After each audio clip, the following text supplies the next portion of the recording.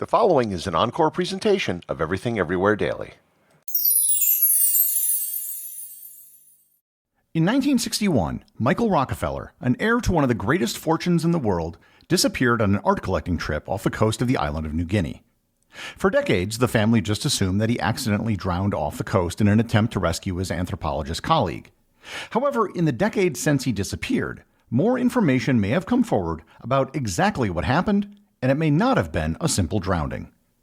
Learn more about Michael Rockefeller and the possible grisly truth about his disappearance on this episode of Everything Everywhere Daily.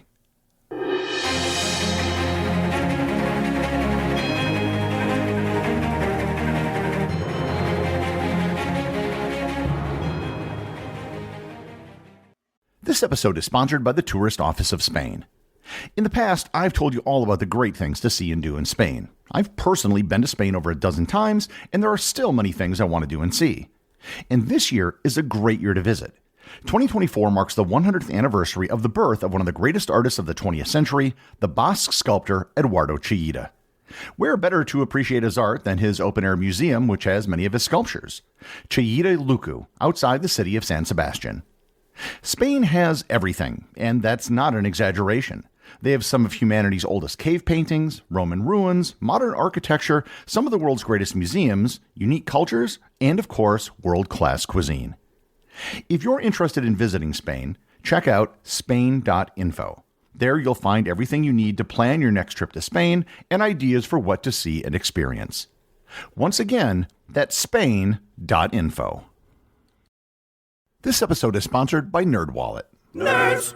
When it comes to general knowledge and history, you know I've got you covered. But who do you turn to when you need smart financial decisions? If your answer is NerdWallet, then you're absolutely right. And if it's not, let me change your mind. The nerds at NerdWallet have spent thousands of hours researching and reviewing over 1,300 financial products. And they have the tools you need to make smarter financial decisions. Looking for a credit card? Go beyond the basic comparisons, filter for features that matter to you, and read in-depth reviews. Ready to choose a high-yield savings account? Get access to exclusive deals and compare rates, bonuses, and more. House hunting? View today's top mortgage rates for your home sweet home. Make the nerds your go-to resource for smart financial decisions. Head to nerdwallet.com/learn more. NerdWallet. Finance smarter. Disclosure. NerdWallet Compare Incorporated, NMLS 1617539. Before I get into the details of what happened to Michael Rockefeller, I should probably give a bit of background as to why anyone would care. For those of you who are younger or perhaps live outside of the United States, you might not have heard the name Rockefeller, or you may have just heard it referenced. The name Rockefeller is one that, since the late 19th century, has been associated with extreme wealth. It began with John D. Rockefeller, who founded the Standard Oil Company in 1870. At its peak, Standard Oil controlled 90% of the entire petroleum industry. He was the wealthiest person on Earth, and many people think that on a per capita basis, he may have been the richest person in human history. At his peak, his net worth was the equivalent of 3% of the entire United States gross domestic product. The wealth of the Rockefeller family didn't disappear with the death of John D. Rockefeller in 1937 at the age of 97. His son, John D. Rockefeller Jr., was a financier who was responsible for the creation of Rockefeller Center in New York City. If you've ever seen a giant Christmas tree in New York next to an ice skating rink, that's Rockefeller Center.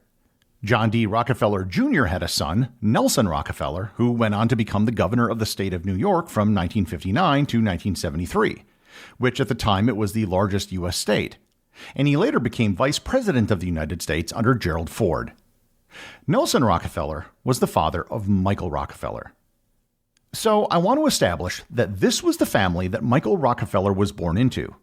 The reason why this entire affair gained such public attention, and the reason why I'm doing an episode on it, is because Michael Rockefeller was a member of one of the richest families in the world, and his father was one of the most powerful politicians in America. Michael Rockefeller was born on May 18, 1938, the youngest child of Nelson and Mary Rockefeller, and he also had a twin sister named Mary. His early life was precisely what you would think it would be for somebody named Rockefeller. He attended primary school at the prestigious Buckley School in New York City, and after that he attended the elite Phillips Exeter Academy in New Hampshire. And from there he went to, Surprise! Harvard, where he graduated cum laude in history and economics. After he graduated from Harvard in 1960, he did a very un-Rockefeller type thing. He served 6 months in the U.S. Army as a private. As seems to happen to many wealthy families over time, each succeeding generation becomes less and less productive and more distant from the core business. After Michael completed a stint in the Army in May 1960, he didn't go into business like his father or grandfather. He didn't pursue a career in politics. Rather, he went on an expedition organized by Harvard's Peabody Museum of Archaeology and Ethnology to Western New Guinea. At the time, the western portion of New Guinea was still under the control of the Dutch and wouldn't become a province of Indonesia until 1969. The transfer of West New Guinea from Dutch to Indonesian control is actually a really interesting story, but I'll leave that for another episode. The expedition that Michael took part of was to study the Dani people and their system of ritualized warfare. The expedition resulted in the documentary film Dead Birds, which was released in 1963, and Michael served as the sound recorder for the film. It was during this expedition that Michael developed a fascination with the people of New Guinea, in particular the Asmat people. During the documentary, he took a side trip with another expedition member to meet the Asmat people who were located in the southern part of western New Guinea. After the expedition was over, he went back to New Guinea to study Asmat wood carvings and the Asmat people. His father, Nelson Rockefeller, had opened the Museum of Primitive Art in 1954, and Michael wanted to go and find items from the Asmat people in New Guinea to add to the collection. He sent a letter while he was conducting his research in New Guinea back home that wrote, quote, "I'm having a thoroughly exhausting but most exciting time here. The Asmat is like a huge puzzle, with the variations in ceremony and art style forming the pieces. My trips are enabling me to comprehend, if only in a superficial rudimentary manner, the nature of this puzzle." End quote. At the time Michael Rockefeller was visiting the Asmat, it was one of the last places on Earth that was truly untouched by the modern world. There were no wheeled vehicles. There was no real technology to speak of. No metal was used in their tools, and there wasn't even paper. On November 17, 1961, Rockefeller was in a boat off the coast with a Dutch anthropologist named René Wassing and several local guides. While they were in their boat off the coast approaching the village of Ochenep, a sudden storm appeared which caused large waves that capsized them about 3 miles or 4.8 kilometers from the shore. Their guides quickly decided to swim to shore to get help. Michael and René clung to the capsized boat and drifted further from the shore. Eventually, Michael told René, "I think I can make it," and began to swim towards land. At the time he began to swim, they were an estimated 14 miles or 22 kilometers from the shore. Michael Rockefeller was never seen again. The next day, help eventually arrived, and René Wassing was rescued, but Michael was nowhere to be found. News of his disappearance spread quickly. The Dutch authorities in New Guinea quickly mounted a search for Michael, and Governor Rockefeller flew to New Guinea to help with the search efforts. After 2 weeks of searching by air and sea, no evidence of Michael Rockefeller was found, and the search was called off. Michael Rockefeller was presumed dead by drowning, which was the verdict accepted by his family. However, when someone from such a significant family disappears without a trace, it will tend to raise eyebrows. And there were a host of theories about what might have happened. If he had drowned, then there was a good chance that his body would have eventually washed up on shore. Some thought perhaps he was attacked by sharks that infested the waters. Others thought that he might have been killed by crocodiles that inhabited the shore. Still, some claim that Rockefeller survived and then lived with the Asmat people, completely abandoning his family and Western civilization. However, over time, rumors began circulating with missionaries who lived in the region and spoke the Asmat language. Rumors that dealt with Michael Rockefeller. Here I should make perfectly clear that everything I deal with from here on out is to some extent speculation. There is no hard forensic evidence. There is no body that can be examined, and given that the events took place over 60 years ago, most of the people who may have been involved are no longer around. It turns out that after the search for Michael Rockefeller ended, it didn't end the disappearance case. For years after the disappearance, there were interviews conducted, reports filed, and witnesses who came forward to Dutch authorities in New Guinea. Most of the evidence was never made public. Multiple journalists who went to New Guinea over the decades to investigate the story all came back with a roughly similar tale. Michael Rockefeller had actually survived his swim and was murdered by men of the Asmat tribe. As the event was told by witnesses who were young men when it happened, it all started several years earlier. The people of the Asmat region were very warlike and were in almost a perpetual state of war with their neighbors. In particular, the village of Ochenep fought with the nearby village of Omadisep. In 1957, people from Omadisep tricked 6 warriors from Ochenep into going with them to hunt dogs. While on the way, the men from Omadisep turned on the Ochenep men, killed 5 of them, with one of them managing to escape. Upon hearing what had happened, the men from Ochenep organized a party and killed 113 men from the Omadisep group that had killed their 5 warriors.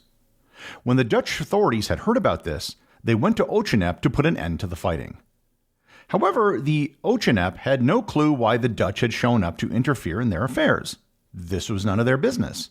Moreover, they had no clue what the Netherlands was or what any of the Dutch claims of authority were. They just saw the Dutch as another tribe. There was a violent confrontation between them and the Dutch, which resulted in several Ochenep being killed by gunfire, something that they had never seen before. All they knew was that somebody from the white tribe had killed their warriors, and they demanded revenge. The constant need for revenge is pretty much the reason why the area was always in a state of perpetual warfare. When Michael Rockefeller arrived, he had no idea of the recent history between the Asmat and the Dutch. He went around to various villages trading for artifacts, which most people were happy to do. However, he also tried to acquire large, elaborate ceremonial poles called bish poles. Bish poles were erected to honor ancestors who had been killed and demanded vengeance, and they were taken very seriously by the Asmat people. Rockefeller had acquired several of them and made offers for many more, which deeply angered some of the Asmat. According to what had been told by the Asmat people who claimed to have been witnesses, Michael Rockefeller actually survived his swim. He had with him a flotation device which had kept him from drowning. When he made it to land, he was exhausted and suffering from exposure. He was found by several tribal leaders who didn't know what he was at first. Eventually they realized he was a member of the white tribe that had killed their warriors several years before. Moreover, he was the same guy who had just recently come to their village trying to take away their bish poles. And he was alone and helpless. Rockefeller, who had no clue what was happening and thought he was being rescued, was taken to a clearing where a large group of Asmat men were assembled, and he was ritually murdered. He was decapitated, and his entire body was then dismembered by the men present, who proceeded to cook and eat him ritually. The Asmats at this time still practiced cannibalism and headhunting. Having no knowledge of the outside world, the Asmats didn't understand any distinction between Dutch and American, any more than the Dutch were able to understand what was happening between the villages of Omadisep and Ochenep. After the murder, the Asmat began to regret what they had done and tried to keep what happened a secret. But people talked. Missionaries heard of what had happened and passed the information on to the Dutch. Years later, young men who witnessed the event retold the story to National Geographic writer Carl Hoffman. If this story is true, and there are many details that have been corroborated by several different witnesses, including testimony that was collected immediately after Michael Rockefeller's disappearance, then the death of Michael Rockefeller wasn't a simple accidental drowning. The Dutch tried to insert themselves into a tribal conflict in which they had no part and ended up killing several men from Ochenep. Michael Rockefeller unknowingly offended the people of Ochenep by trying to take their bish poles, and the men of Ochenep wrongly took revenge against someone who they didn't know wasn't a part of the Dutch group that had killed their villagers several years earlier. The disappearance of Michael Rockefeller might not have been a tragic accident, but instead one of the most epic cases of cultural misunderstanding. The executive producer of Everything Everywhere Daily is Charles Daniel. The associate producers are Benji Long and Cameron Kieffer. I want to give a big shout out to everyone who supports the show over on Patreon, including the show's producers. Your support helps me put out a show every single day. And also, Patreon is currently the only place where Everything Everywhere Daily merchandise is available to the top tier of supporters. If you'd like to talk to other listeners of the show and members of the Completionist Club, you can join the Everything Everywhere Daily Facebook group or Discord server. Links to everything are in the show notes.